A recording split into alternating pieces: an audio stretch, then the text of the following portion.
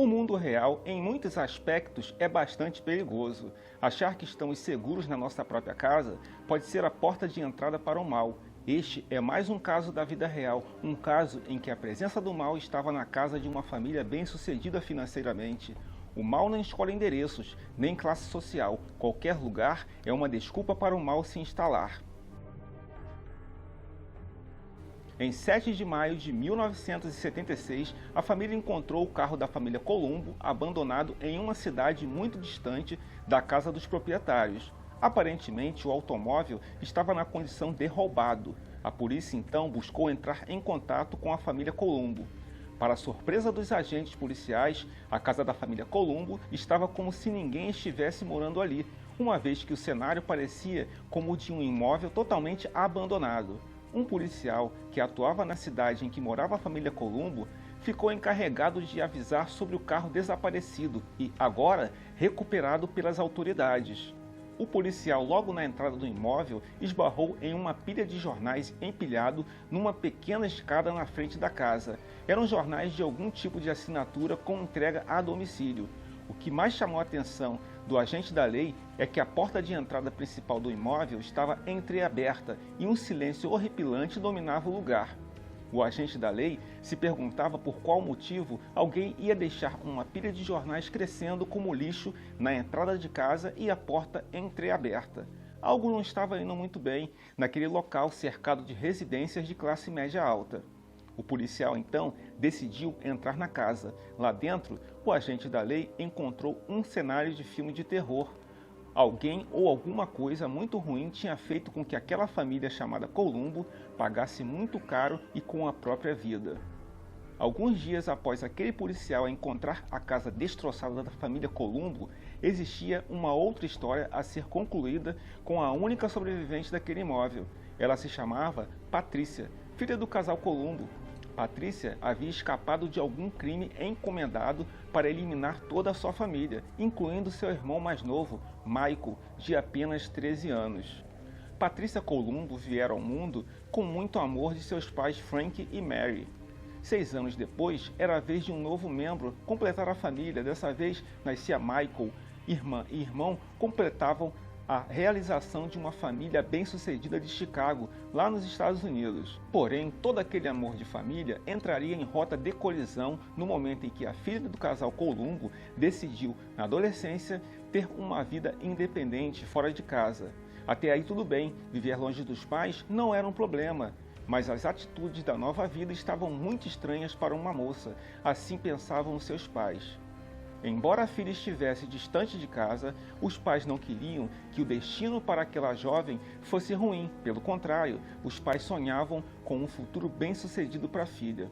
A ausência do lar, mesmo que por uns tempos, seria bom para que Patrícia ganhasse mais autonomia, mais responsabilidade.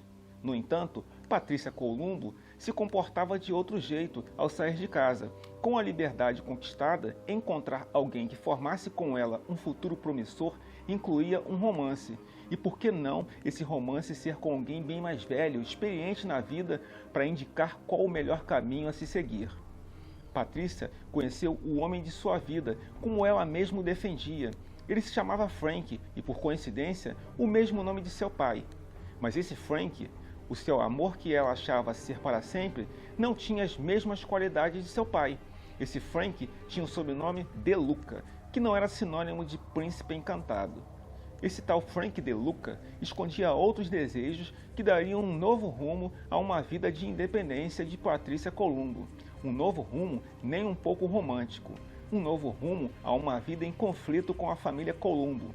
O pai de Patrícia jamais aceitaria que sua filha estivesse fora de casa para engatar um romance com um homem já casado e com filhos para criar. Patrícia Colombo tinha 16 anos e era 17 anos mais jovem que Frank De Luca, por quem ela se apaixonou perdidamente. O namorado, na verdade, estava na condição de amante, já que ele era casado e pai. Abandonar a esposa para assumir o romance com Patrícia era uma promessa que fez o romance permanecer firme. Frank De Luca era um farmacêutico bem-sucedido. Patrícia o havia conhecido no ambiente de trabalho, numa das farmácias em que De Luca prestava seus serviços como farmacêutico. Patrícia estava decidida a enfrentar os próprios pais se eles não aceitassem a condição da filha se relacionar com um homem casado e bem mais velho que ela. Não deu outra. Quando os pais ficaram sabendo do relacionamento, Patrícia foi logo repreendida por ter saído de casa com a falsa mensagem de independência. Seus pais se sentiram enganados, acusando ela de ter mentido para se relacionar com um homem casado. O clima ficaria mais pesado ainda para Patrícia ao ter o amante De Luca atingido na cabeça por uma arma de fogo do pai. Frank Columbo havia invadido a farmácia atrás de De Luca e o atacado com o cabo da arma de fogo. De Luca até entrou com um boletim de ocorrência na polícia por aquela agressão, mas desistiu de seguir em frente após Patrícia discordar da atitude do namorado. De Luca aproveitou a desculpa que Patrícia tinha sido expulsa de casa dos pais para convencer a própria esposa a aceitar a jovem em casa. De Luca planejou levar a amante para viver ao lado de sua esposa, embora o caso com a amante não tivesse sido revelado. Para De Luca, ficaria a história de que estava prestando um favor a uma moça desamparada. Assim, sua esposa ia aceitar de bom grado a companhia em casa de Patrícia Columbo. No ano de 1974, Patrícia Columbo se mudou para a casa do amante De Luca. Ali começava uma história recheada de muito sexo e outras diversões que De Luca encomendava para a jovem amante, como encontros com outros casais para a prática de sexo grupal. Patrícia havia entrado em um mundo do prazer e incentivada pelo amante. Patrícia aceitava todas as condições do amante como forma de liberdade, de independência, ao estar longe da opressão dos próprios pais. 2 anos mais tarde, em 1976, Patrícia se enxergaria solitária, sem a família, sem o pai, sem a mãe, mesmo que à distância. Nem o irmão mais novo escaparia da fúria de um crime ocorrido nas dependências da família Columbo. No dia 4 de maio de 1976, a família Columbo entrava para uma estatística cruel, o assassinato com requintes de crueldade de pessoas inocentes. A família Columbo morava em Elk Grove Village, localizada em Chicago, no estado de Illinois, nos Estados Unidos, lugar de classe média, em que crimes daquela natureza não faziam parte do cotidiano. Tratava-se de um escândalo para a comunidade. Os vizinhos da família Columbo se recusaram a cooperar quando a polícia bateu à porta, perguntando se haviam visto ou ouvido algo incomum na noite dos assassinatos. Em vez disso, os moradores trancaram as portas e fecharam as cortinas, evitando falar com jornalistas em busca de informações sobre o caso da família Columbo. Os assassinatos foram uma vergonha para os bairros do noroeste de Chicago, há muito elogiados por suas excelentes escolas e valores familiares saudáveis. Quem podia imaginar que uma coisa tão terrível quanto aquela mancharia a cidade para sempre? Ninguém podia suspeitar que algum matador em série estava rondando as casas para cometer os crimes. Então, o mais conveniente era ficar em silêncio e não falar com a polícia e nem com a imprensa, pensavam os vizinhos moradores da família Columbo.